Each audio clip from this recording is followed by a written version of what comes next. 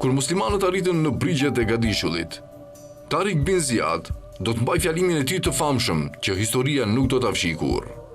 Ai u drejtua ushtarëve të tij e ju tha: "O njerëz, ju në këtë ishull jeni më të humbur se bonjakët në gostinë e keqe, dhe nuk ka shpëtim për ju.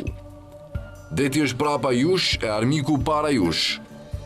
Forcat e përforcimit të tij janë të shumta, kurse ju nuk keni rrugdalje tjetër përveç shpatave tuaja, e as ushqim përveç asaj që do ta merrni nga armiku juaj me këto shpata. Duhet ta dini që fitoria ndaj kësaj ushtrie të madhe është e mundur nëse i lejoni vetes të vdisni. E unë nuk kërkoj nga ju asgjë prej të cilës vetë do të lirohem, e as nuk do t'ju ngarkoj me asnjë plan e të mos filloj vetë i pari. Pasi të takohemi me armiqt, do të ndeshem me sunduesin e tyre dhe do ta vras nëse dëshiron Zoti.